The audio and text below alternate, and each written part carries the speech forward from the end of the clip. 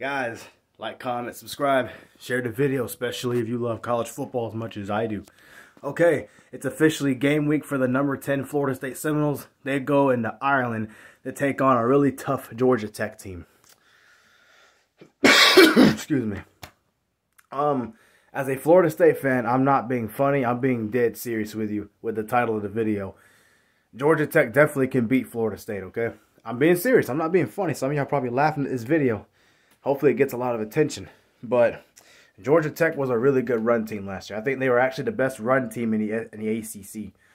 Their defense got gashed a lot, but their defense also forced a lot of fumbles. They forced a lot of turnovers to help them win some of those games. And really, to be honest, outside the Clemson game, they really played close with a lot of teams that they lost to. They played tough with Louisville. They did play tough with, who else did they play tough with? I know they had a tough game with Georgia.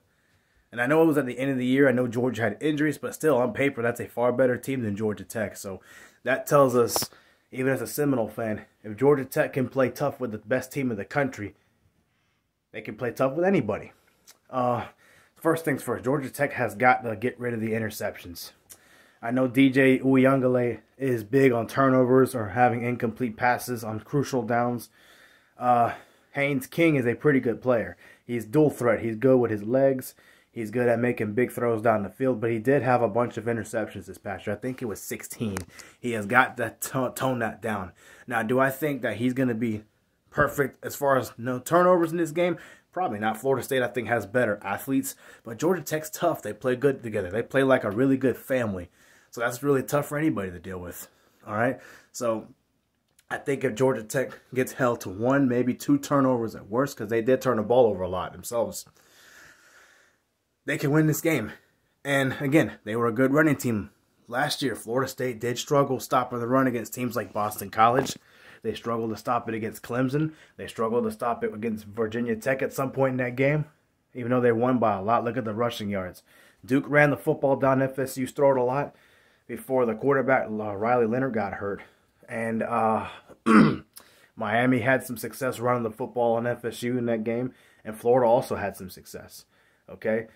But so that tells me Florida State's run defense needs to be at its best. I don't think Florida State's run defense will be dominant. I think it might be about the same, if not better, which is good. But you don't want to give Georgia Tech any opportunity to do that. I think Georgia Tech will have some success running that football. I really do. Georgia Tech's defense, they got Duke's defensive coordinator. That'll automatically make the defense better, in my opinion. I'm not saying it'll be a top 10 defense or anything like that, but it should be a lot better.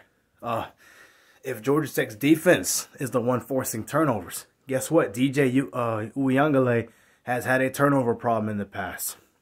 And Florida State was not really a good running team this past year. So that has got to get better. If you can slow down, I don't think they can stop FSU's run game, but if they can slow them down and force DJ into at least 2 or 3 turnovers and Georgia Tech tone down on the turnovers, they can beat Florida State. I'm being dead serious with you. So I am picking Florida State to win this game.